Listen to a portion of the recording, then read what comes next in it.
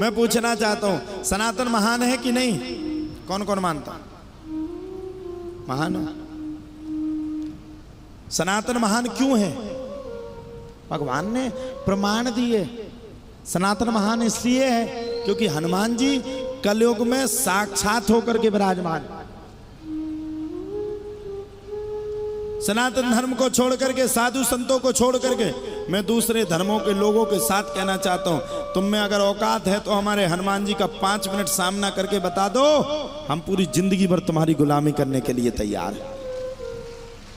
सनातन बहुत बड़ी जड़ है।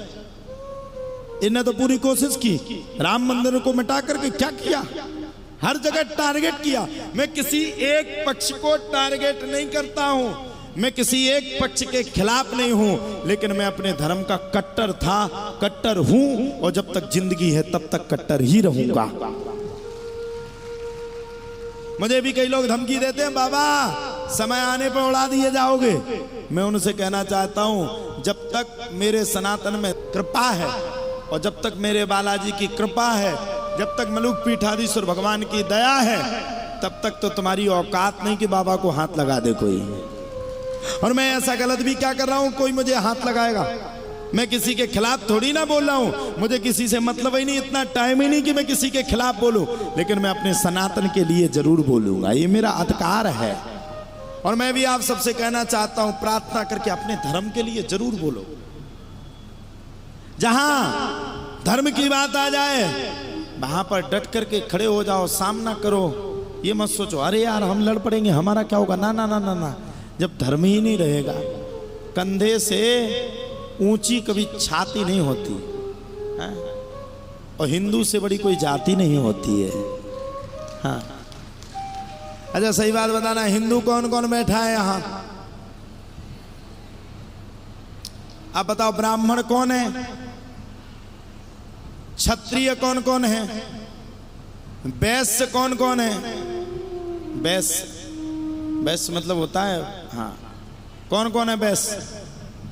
और शूद्र कौन कौन है? अब सच्ची बताओ, हिंदू कौन कौन है? अब बताओ इसमें सही है कि उसमें सही था? हिंदू कौन कौन है? ब्राह्मण कट गए, क्षत्रिय, वैश्य, शूद्र और हिंदू। अब आप लोगों को समझना है आपको क्या बनना है। अब ये आप पे निर्धारित है। खाली मुट्ठी राख की और भरी मुट्ठी लाख की होती है। अब ये आपको टारगेट करना है, हिंदू बनना है कि जातियों में बट के अपने धर्म को बर्बाद करना है। मैं तो कहना चाहता हूं, गर्व से कहो कि हम हिंदू हैं। अरे मैं गर्व है, हम सबको अपने आप पे गर्व है। हम राम कृष्ण के संरक्षण में पल रहे, हमारे राम हमारी रक्षा करने आए हैं। और राम आज भी आए, अयोध्या में आकर के राम ने हम सबकी रक्षा ही की है। 500 वर्ष के बाद मर्यादा पुरुषोत्तम भगवान श्री राम ने आकर के विधर्मियों को बता दिया कि आज भी मैं इस पृथ्वी पर हूं। ये राम ने बताया। और तुम लोग बस एक ही जिंदगी में बर्बाद हो, रील की जिंदगी में, रियल की जिंदगी में आ जाओ। रील को छोड़ दो, रियल की जिंदगी में आ जाओ।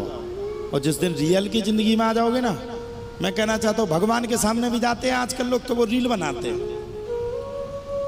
भगवान को प्रसाद भी चढ़ाते तो वो रील बनाते हैं। भक्तों को 1 रुपया दान करते तो उसकी भी रील बन जाती है।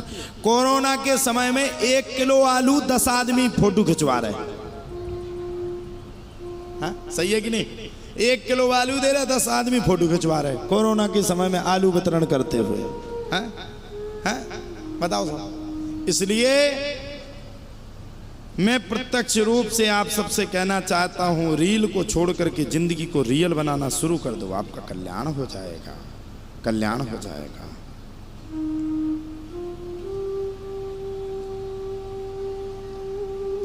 अगर हुआ मेरे धर्म पर घात तो मैं प्रतिघात करूंगा। अगर हुआ मेरे धर्म पर घात तो मैं प्रतिघात करूंगा। मैं तो हिंदू हूं और हिंदू होने की ही बात करूंगा। ये हमारे अंदर होना चाहिए साहब।